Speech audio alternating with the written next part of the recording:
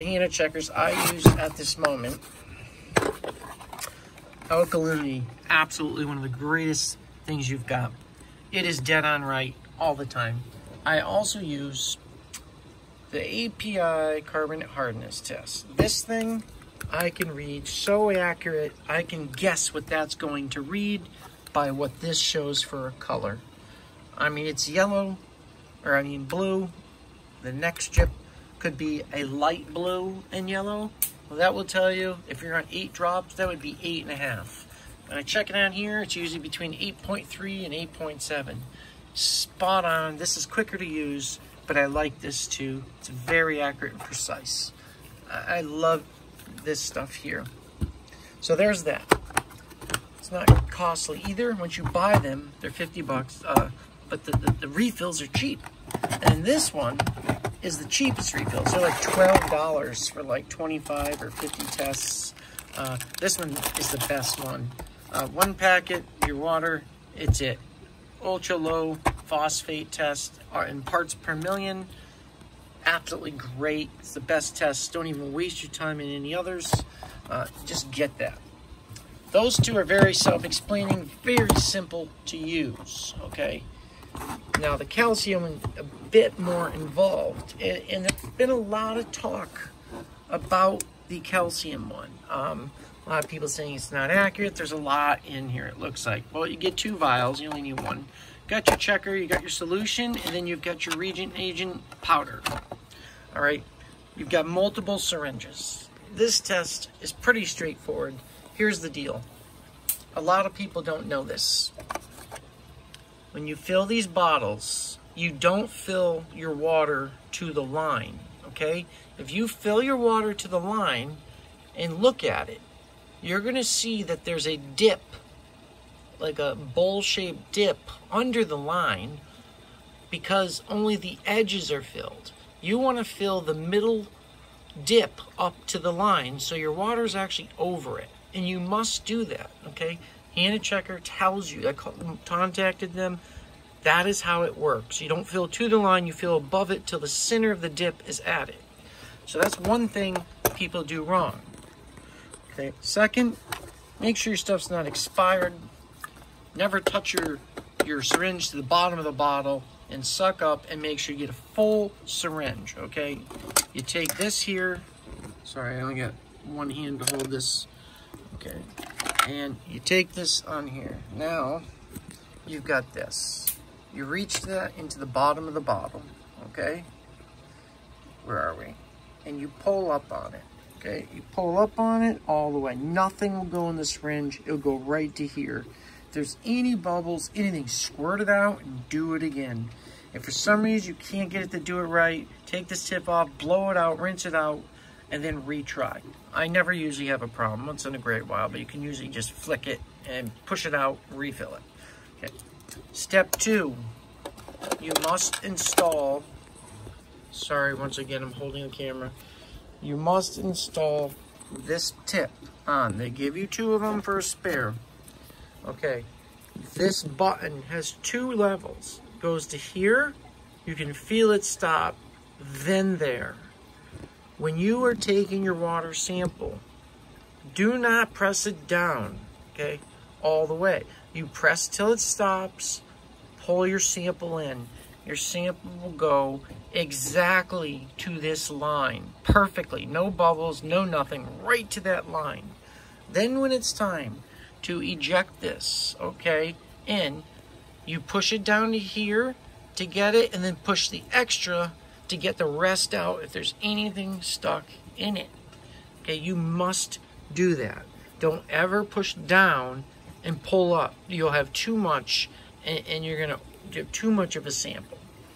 Okay, the rest is pretty straightforward. You've got your reagent. Make sure you tap those things off right and get all that reagent out. This one's an easy one. It just slips right out, okay?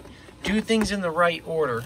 I have experimented and they want you putting your sample water in before the reagent, but I found that it doesn't matter which way you do it because they both get in during the same process and shaken. It doesn't matter. But if you don't put your sample water in and you put this in first, the water is a orangish reddish. Once you put this little drop of sample on it turns blue. Okay, other than that, your chemical's pretty simple. You suck it up, and on this one, you suck 1 ml up of this and you put it in your sample bottle first. Then you fill it the rest of the way to the water line with water, not the other way around like the other ones. Okay, that's very important. The other ones, you put water through the line and then the sample. This one's the opposite. Put your sample in, your reagent, this one, 1 ml, then fill. And remember to fill it where the middle bubble that you see is at the line, not the actual top part. The little bubble has to be at the line. Always use distilled water. Don't use deionized water. Use distilled. Use the same brand every time. If you use a different brand each time, you can get different results. I think this is Walmart. I could be wrong. CVS brand, I was told, was the best one, but this one here, all my tests come out perfect. I just did a dozen tests with 2 tanks. I wanted to see how accurate it was, okay? Basically, in 1 tank, I got 429 for calcium. I did it 5 more times, and that reading was 424 to 430. That was the variation, and I restarted the test from scratch every single time, and that's what I got. My other tank, I got 409 to 412, 6 times in a row. I can't express it enough. Now, if you screw up, if you use a syringe, like I use this syringe here, I use it for water, salt water, everything, and then I put it in my distilled water and pull distilled water. Well, guess what? There's salt in there. You need to rinse this syringe out with distilled water, squirt it out, waste some water, okay? Then refill it, because that little drop of salt screwing up your whole test. Other than that, make sure these have no fingerprints on them. Make sure you follow directions when it says to make sure there's no bubbles in them. Let them sit before you put them in. I have done everything possible to make this test fail. I was shaking the whole device while I was trying to test. Well, it wouldn't even give a read. I had to wait till I stopped shaking it. I put fingerprints on the bottle, everything, and I still got my answer on every one of them. The only time I got a wrong answer is I actually laid it down and let it test. That time it was wrong. I like to experiment to see what I get, okay? I love this kit. I mean, this is the most precise way. But once again, I'm a big Hannah Checker fan because every time I use, not Hannah Checker, API. Here you go. You got your calcium test. 2 chemicals from API. I can absolutely guarantee you that when I use those, I can tell you what this is going to read within about 10 parts per million, okay? You've got 1 bottle, 10 drops. The second one, well, if you're going to be around 400, you're going to be around 20 drops to 22 drops if you're around 400 calcium. And I can tell you exactly with those 2 what my calcium is, and this will read the same. I have learned my test kits very well. I like API. They're simple and they are damn accurate. The nitrite one's accurate. Carbonate hard one's accurate. Calcium one's accurate, okay? The pH one's accurate. The nitrite one is accurate. The phosphate one, well, unfortunately, we do ultra low. This starts at 0.25, so it's never even gonna work unless you're at 0.25, and then you're probably in trouble, so I don't use that one. Okay, I've got the Reef Master Kit, the regular one. I've got Red Sea ammonia test kits, and I got Red Sea Nitrite and Nitrate. All right, my favorite is API. They work. They're simple and they work, and the colors match exactly their chart, okay? I can't express this to you enough. When I'm trying to match the Red Sea one, it never matches the colors. They're just always off. I can't figure out the colors. They're wrong. It's giving me a different hint of the green. On API, it's straightforward. On the KH one, well, it's blue water, and each drop you put in, it's blue. when you hit the right amount drops, it turns yellow. If you get a slight yellow and blue, that means you're at a half, like an 8.5 or 7.5. If it's 7 drops and you're still getting a little yellow, it's probably 7.5. Okay, it's that simple. Nitrate is just 5 drops. It gives you your colors, match it up. Okay, shake your bottles. If it says on the directions to shake them for 30 seconds, shake them for 30 seconds, okay? My nitrate bottles, which I don't even know where they are. That's nitrate here 1. It appears I've lost this stuff on camera. Don't know how. Oh, here it is. Number 2 bottle. 30 seconds of shaking before using. I give this one a quick one. The chemicals break down inside and sink to the bottom. This one says 30 seconds, shake it 30 seconds. Because what happens if you don't? As your bottle gets to the end and you're dripping it, you're getting a heavy concentration of what liquid is left. And it's going to result in a way off reading that's just beyond anything you want, all right? You just don't want that. I've learned the hard way on some of this stuff. I have learned that out-of-date stuff can work, but not always. A lot of people don't like the API ammonia test because they show a lot of positives, but in my experience, they seem to be right. I'm doing a fishless cycle in this tank. This kit is telling me there's 4 parts per million, which should be right. It's a fishless cycle. I counted the amount of ammonia drops I put in. It's a little higher than I'd like, but it's supposed to be 4. The Red Sea one shows me 0. Absolutely 0. That's impossible. Impossible. But like I said, for magnesium, I use the Aquaforest one. That was the top rated, most accurate one, and it works phenomenal. It even comes with a reference solution so you can test it and make sure it is reading in the right range.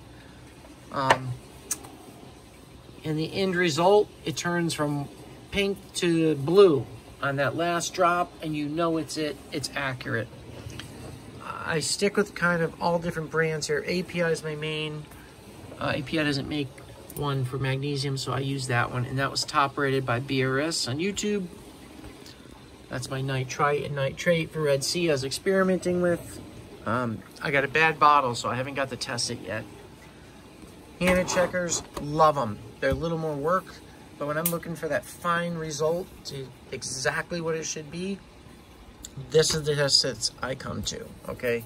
It's the way to go. I trust them, I know they're right, and I sit here and practice with them. I didn't just all of a sudden one day use this kit perfect my first time, okay? I had to practice with it. I had to use it many times, okay? Many times. The first few times I was getting 500 and 550 and 450 for calcium until I found a video on YouTube that explained exactly what I'm talking about and using it. And he's right. This kit is spot on accurate. It is an amazing kit, and it's all I can truly say. My main reason for this video was to go over the salinity tester here. I want people to know that this thing works great. It's really the one to go for, even if you get the Hannah one, as long as you get it at a good deal. It's the same one, I believe. I think the video is long enough. Maybe I'll break this video up into 2 sections. It just came out way longer than I thought. But anyways, this is my sump that I've been working with. Still going through the nitrogen cycle. There's no fish. Got it set up. I still have not finished my dosing pump mounting, which I need to because I broke off one because I dropped it. And as you see, it just dosed my alkalinity. But anyways, that's all. I just wanted to go over these things. People need to know these things. I'll break this video up, so if you hear me say that, you'll know there's another video of just the salinity testers and then one for these. And any questions, please leave comments, ask questions. You want to know anything, let me know.